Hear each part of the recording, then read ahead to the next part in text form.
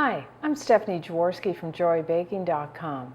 Today we're going to make chocolate mint shortbreads, and this is what they look like. It's two buttery crisp chocolate shortbreads, and we're going to sandwich them together with a chocolate ganache that's been flavored with mint. So good. So we're going to start by making our chocolate shortbreads. If you have an electric stand mixer like I have here, use your paddle attachment, or you could use a hand mixer, or really you could just mix this by hand with a wooden spoon.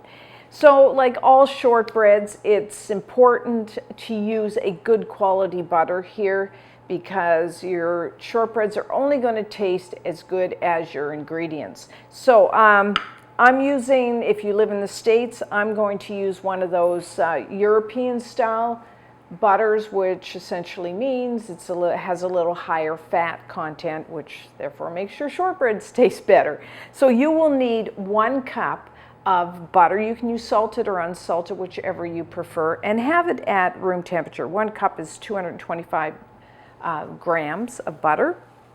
And what I'm going to do is just soften that until it's nice and smooth.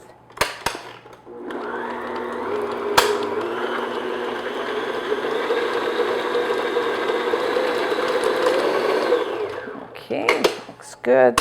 And as always, scrape down the bottom and the sides of your mixing bowl as much as you need to make sure all those ingredients are mixed together. So what we need now is 1 cup, which is 200 grams of granulated white sugar.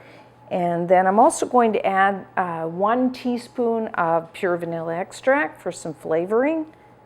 And I'm just going to beat this until it's all nice and mixed together.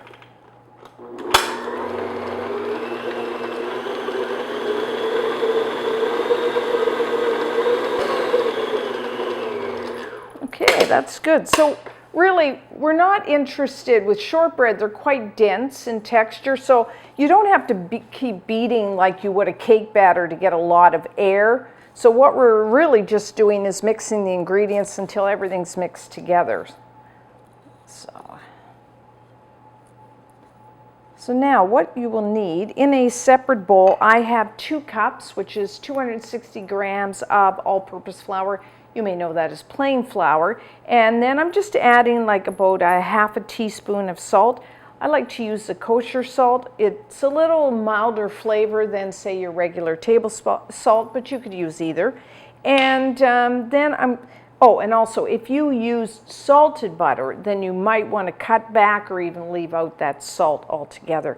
And then, of course, we're making chocolate shortbread, so we're going to add some unsweetened cocoa powder, half a cup, 50 grams. Now, you can use either the regular unsweetened cocoa powder, or you could use Dutch process, whichever type you have in the house, or whichever type you prefer.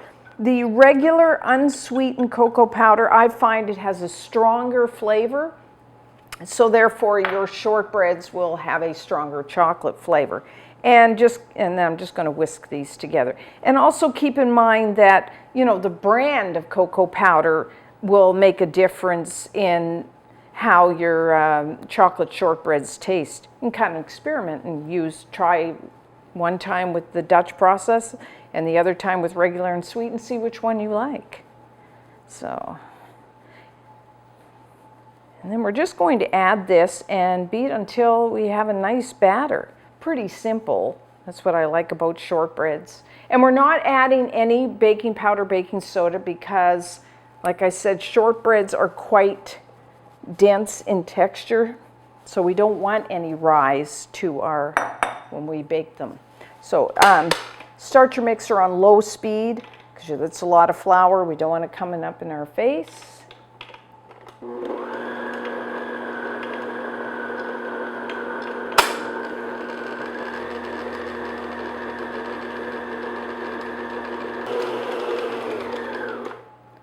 Okay, that looks good. Pretty easy.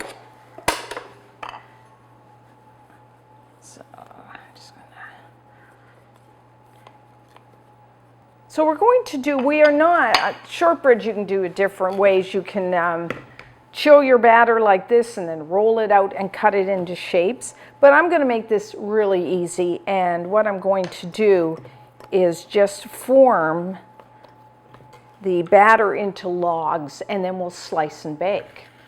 And what's great about that is you can chill it and then bake them off right away, or you could actually freeze your unbaked logs and then for later, and then just take them out and slice and bake then. Now, you want to divide this in half.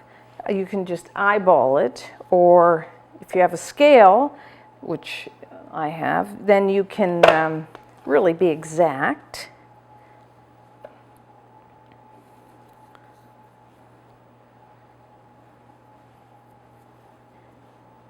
Okay, looks good. So now what I like to do is roll this into about 8.5 inches long and about 2.5 inches wide, which is about 21.5 centimeters by about 6.5. And I'm doing it into a rectangle. You could do it into a circle, whichever you like. So you might want to have a ruler handy, and then you'll need some plastic, either plastic wrap, you could use wax paper, you could use parchment paper. So I'm just going to use my ruler. It's a little longer. As you can see, this batter is really easy to work with. So I just put it down, and then I'm just going to flatten it into about 2.5 inches.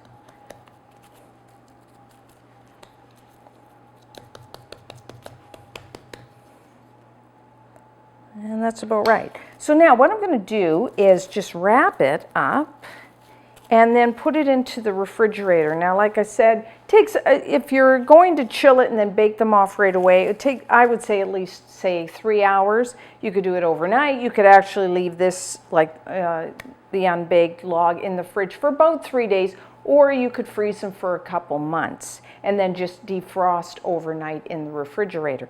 So I'm going to do my other one, and then I'm going to put them in the fridge, and when we come back, we will bake our cookies. Okay, so we're ready to bake our cookies. So first, preheat your oven to 325 degrees Fahrenheit, which is 165 degrees Celsius, and you will need a baking sheet, and you can either line it with parchment paper like I've done here, or you could just butter your pan or even spray it with one of those non-stick sprays. And then I like to slice the cookies into about 1/4 inch, which is about 1/2 centimeter slices, and you may want to get your ruler out for this, at least for the first one. Try to, so you know how thick to cut them, and then straight down. You want your log to be nice and cold and firm, and then just space them on your baking sheet about a couple inches apart, 5 centimeters. And now we're going to bake them. You know, everybody's oven is different, as I say, but I find somewhere between 15 and 18 minutes. What you want is them to be nice and firm around the edges. So about 15 to 18 minutes.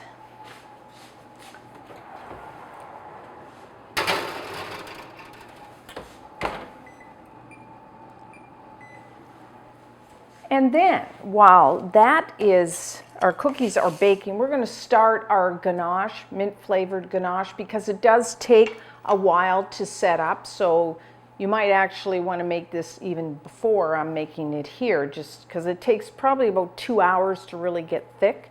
So the first thing you will need is 1/2 cup, which is 120 milliliters of heavy cream, or heavy whipping cream. That's cream with a 35 to 40% butterfat content.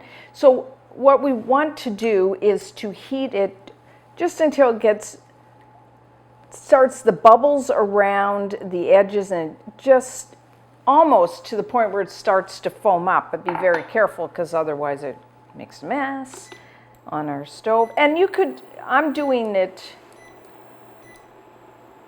on the stove. You could also, like a lot of times, I just do it in the microwave.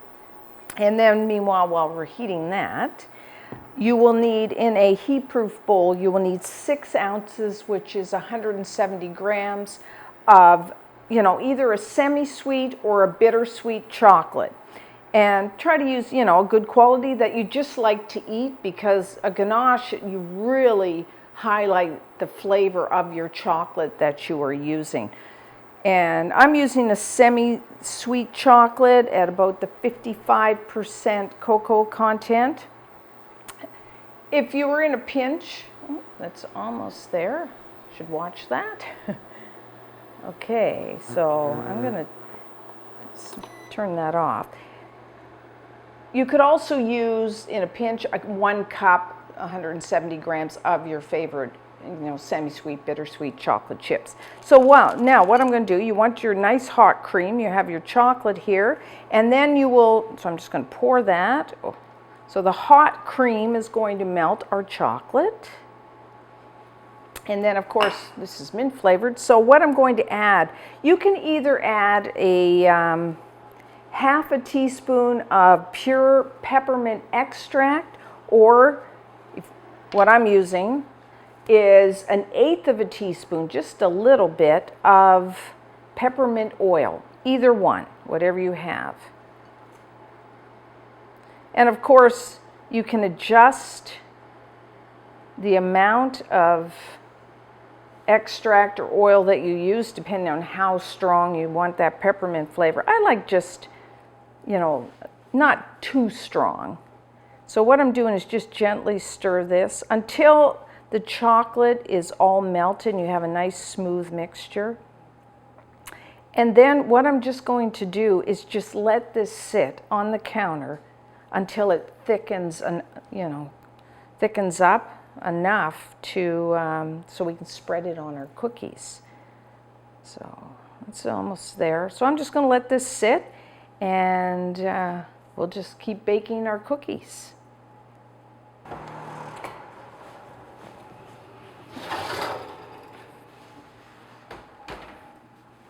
Okay, our chocolate shortbreads are done.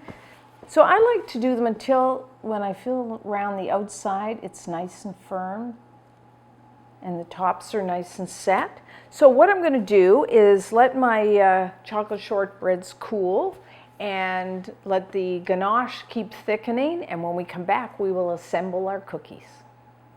So now we're ready to assemble our sandwich cookies. So as you can see, the ganache has thickened up beautifully.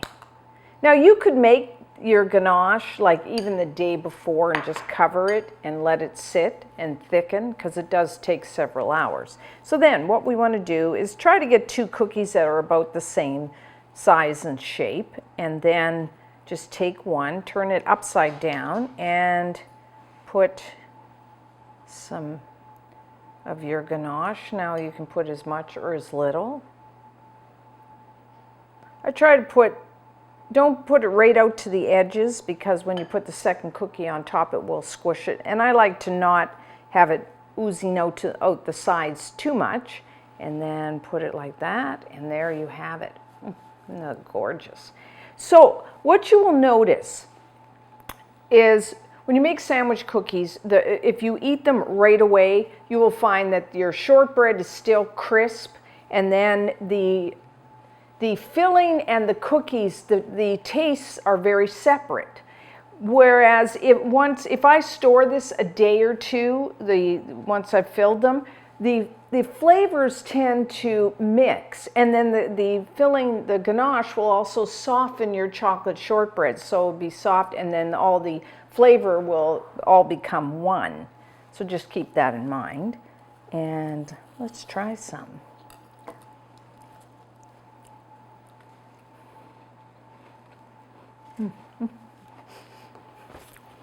Just love shortbreads, any type of shortbreads. You got the chocolate, now since we just made them, the chocolate shortbread, a really nice chocolate flavor. And it's buttery and crisp, and then you got that mint flavored ganache, which I just love. Now, if you had leftover ganache, even after you made all your cookies, what you can do is put your ganache in the fridge, let it get really cold and hard, and then you can roll it into little truffles, little balls, and then roll the balls in cocoa powder. You have mint flavored truffles. So enjoy. And until next time, I'm Stephanie Jaworski of joyofbaking.com.